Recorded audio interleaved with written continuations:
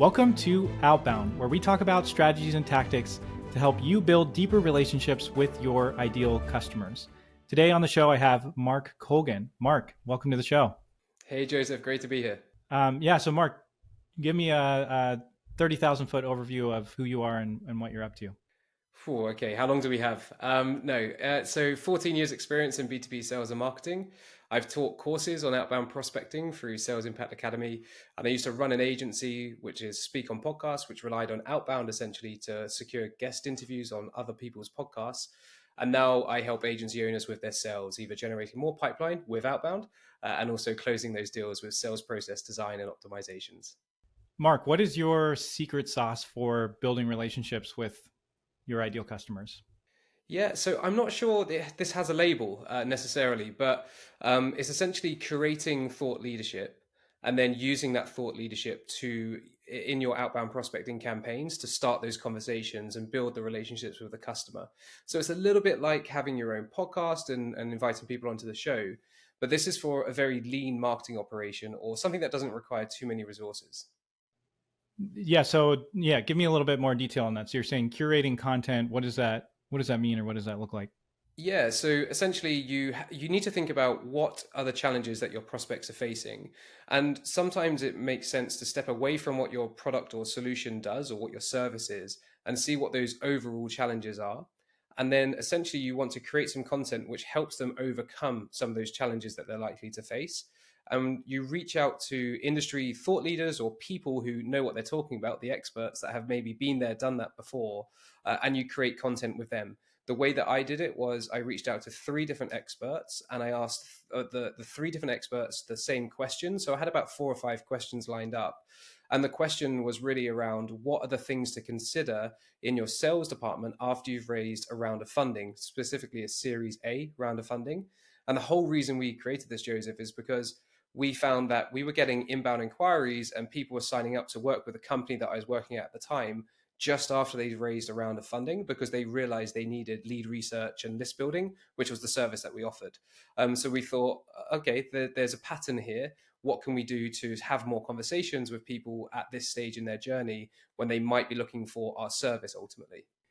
And then is that more of a marketing piece to bring people to your website, or how did you use that in the sales process? Yeah, so we recorded the video interviews. They were only about 10, 15 minutes each. We split them into the different questions that we had. So I think there was 4 in the end that made the final cut. So you have 4 questions where you get 3 kind of different answers. And what's great is when they all say a similar thing as well, because then you know that you're speaking to the right people. We then created a quite comprehensive blog post, which was the considerations after raising your Series A funding for sales. And then we also summarized that and gave key takeaways. So sometimes it's great hearing the theory from the thought leaders, but how do you put it into practice? What are the actual tactics? So we gave those suggestions as well.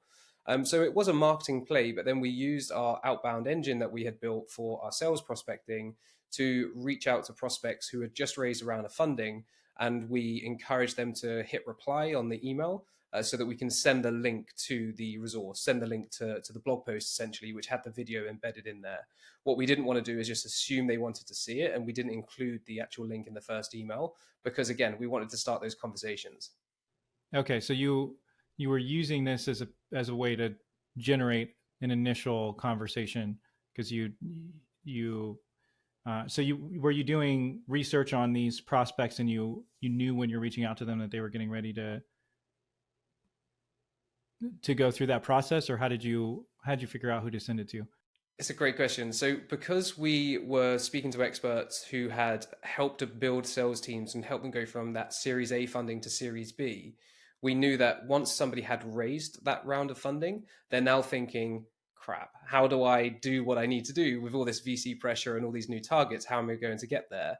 And for some organizations, that's taking a sales-led approach by hiring SDRs, having AEs, and building out their sales function. So we just use Crunchbase as our source of data.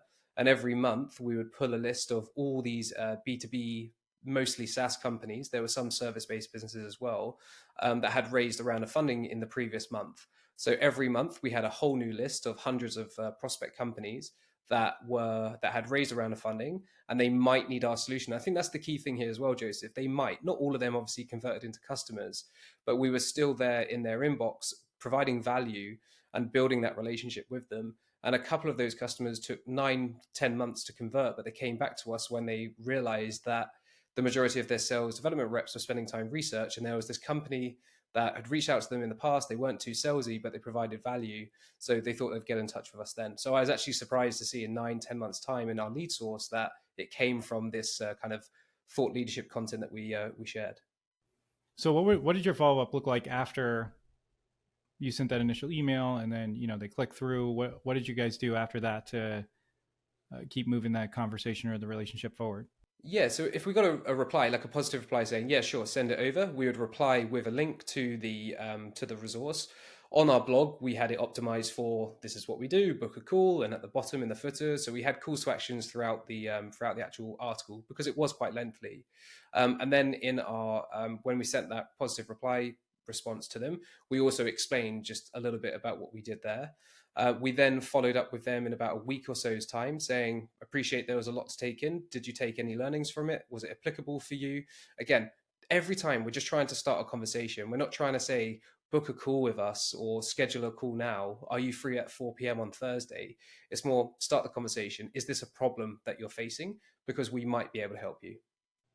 Yeah, so it's creating content with people who know what they're talking about that solves a pain point or a problem for your ideal customers that is going to stick out to them.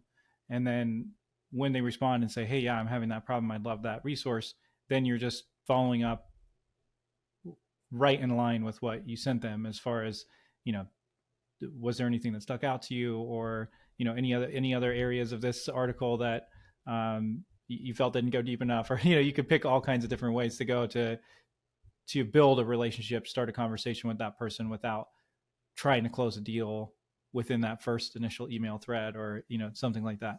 Yeah, so one of the advice that the thought leaders shared was hiring is going to be very important, and getting your first sales hire or building out your sales team is instrumental for whether you're going to get from A to B and how quickly you can get there.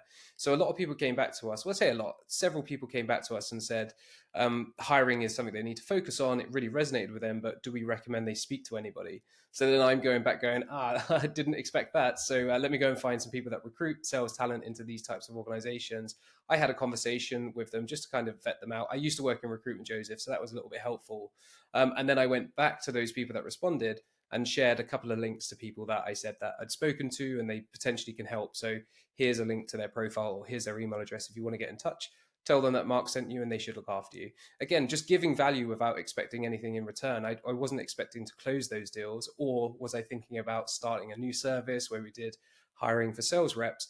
But just the thing that's always served me well in marketing and in sales is giving first without expecting anything in return. I try and deposit as much goodwill in as many banks as I can. And just somehow eventually the universe, I'm not particularly a woo-woo type person either, Joseph, but it has come back in and benefited me in the long run. Yeah, so just creating content to be helpful, and then your follow-up is helpful, and you're still letting them know what you do. So it's not like you're just purely doing this from a standpoint of, I'm trying to think of how to phrase this, but sometimes marketers, and since you were in sales, I think it sounds like you didn't fall into this trap, can create a piece of content that doesn't give any idea about what you do. And it's all about solving that pain point, which sounds great until then nobody has any idea what you do or how you help them solve the problem. And so you're also at the same time saying, hey, here's some ways that we could help you with that. And you're bringing that in, but then you're also just helping them with things that you don't necessarily do to add value to them. And the more that you're doing that, the more people go, oh man, Mark's the kind of guy that I'd really like to work with. And you're building that trust and rapport.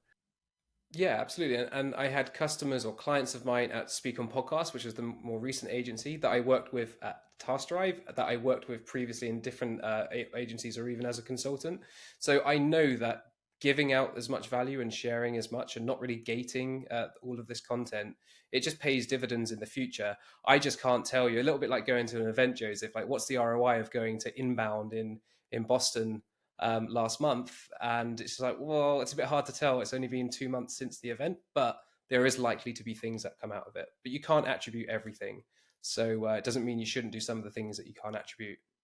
If you're in sales and using LinkedIn and you're not getting the traction you're looking for, you're going to love our Social Selling Accelerator.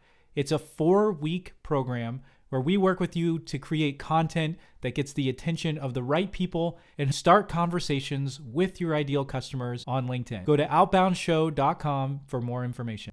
Yeah, so we kind of already talked through this a little bit, but what are 2 or 3 things that somebody can do practically? You know, if there's a salesperson listening to this, they don't have some huge marketing department behind them that can, you know, run all the stuff and manage all the things behind the scenes.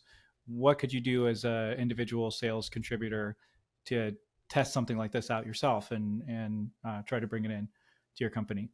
As an IC, you could simply go to one of the big software vendors in your industry or that serves the same audience that you do, but they're not competitors of yours, and look at some of the content that they've produced and just summarize it and give your thoughts or your take or your opinion on it. Put that in a Google Doc. We could keep it really simple. It doesn't even have to be a polished website page. And you could use that to reach out to people to say, hey, the SDR benchmark report had 104 pages. I've summarized it into 2 pages and given my opinion. Would you like me to share it with you? I've covered some things that you might want to consider as you move into 2024. Like, I just made that one up, Joseph, but that's take any topic, take any vendor, take their big piece of content and kind of summarize it. But you really have to start with understanding, like, what are the problems and pain points that my prospects are facing. And like I said at the beginning, it doesn't have to be that's connected to your solution. So like I said, we don't do anything to do with hiring or raising funds, yet we knew that our prospects had raised funds and therefore might need some help with hiring and some other considerations. So what's happening in that prospects universe that you could potentially help them out with, even if it's not directly related to the service or product that you're selling? And then if you did want to go down the route of speaking to some industry experts, it's actually quite easy these days on LinkedIn to see people who are constantly posting about these topics, sometimes just a keyword or even using a hashtag search on LinkedIn will find some people. You obviously need to know a little bit about the topic they're speaking to make sure that there's depth to their knowledge. And then I reached out to 5 or 6 people, if I remember correctly, and 3 came back to me. So it didn't take a lot of work for me to actually start the conversation with the thought leader. And I explained what the process was. I was going to interview them, I was going to edit, put it together. They'll have a video, happy to share it with them, unbranded, so they can use it themselves. And of course, they get to sign off on the content before it goes live. And everybody was just very happy with that. We were almost doing a bit of marketing for them by putting it in front of our own existing audience and then the potential new audience that we were going to reach out to.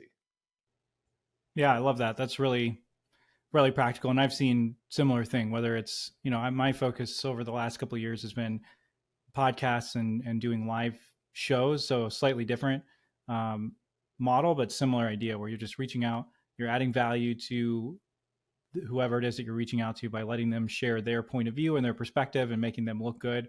And the more that you make them look good, the better relationship you're going to have after you're done with that show. And, you know, same thing, you don't have to have expertise in that area. So you could, as an individual contributor, going into a completely new industry, you could still interview industry experts and you don't have to know a thing. And, you know, or you could interview your prospects directly and start building relationships with them.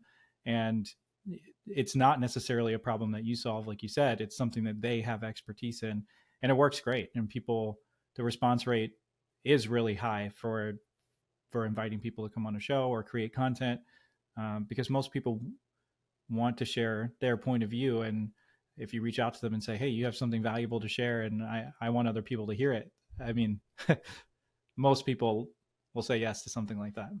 Yeah, the majority of people are good people. Sometimes you catch them at a bad time when they're a bit too busy or they're focusing on a project or they're stressed about something, but you can't be too disheartened with the negative replies that you may get or neutral replies that you may get. There'll always be other people you could reach out to. You made a really interesting point there, Joseph, that I want to suggest an additional tip for, and it really helps when it comes to prospecting and outbound in general. So what I teach in one of the courses about outbound prospecting is if you're a new SDR, BDR, or you're just new to selling to this environment and to this prospect, what I recommend that you do is you go and have a look on LinkedIn and you search for the job descriptions or the job adverts of the people that you're trying to sell to. So a really easy example is to use head of HR or head of people in B2B organizations, and you can filter these job searches down to pick the right companies. And then what you're looking for, open up 10 different job adverts, and then look for the responsibilities, the objectives, what is required from the individual.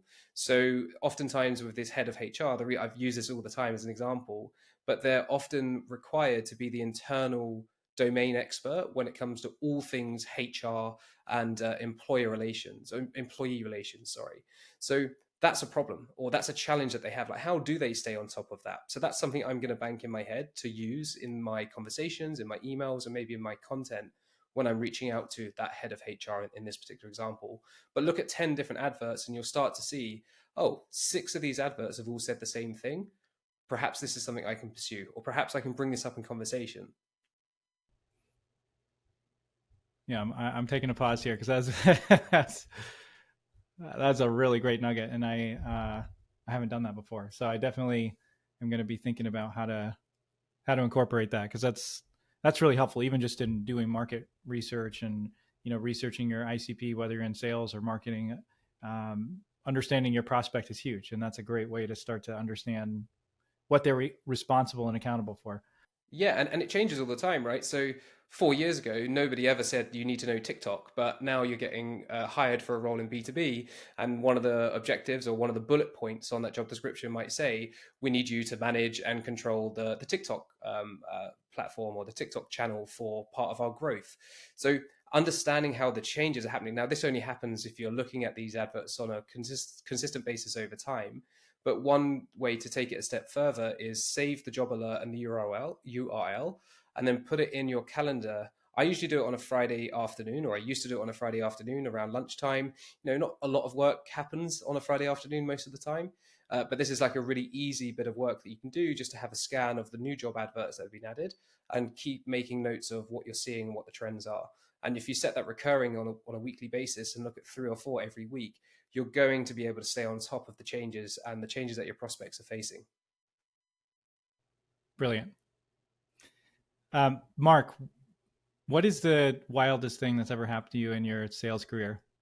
Cool. So this one is a little bit left field, but I actually cold DM'd my now fiance on Instagram after seeing her profile on Bumble, one of the dating apps. She didn't match with me. She had her Instagram account on there. So I took a screenshot, I sent the direct message to her, and I used a lot of the techniques I teach in cold emailing or use today. So it was personalized, it used humor. I linked back to the first line of personalization as well. And yeah, we're getting married next year. I love it. Success. Yeah, it works. I mean, people are people, right? And buyers and people looking for a significant other are really maybe not that much different. We're trying to build trust and rapport and make sure somebody's not completely crazy. And so some of the same techniques definitely apply to normal life relationships and business relationships. Awesome, man. Well, thanks, Mark, for coming on the show. I really appreciate having you on, and yeah, look forward to continuing to have conversation with you in the future. Cheers, Joseph. It's been a pleasure. Thank you.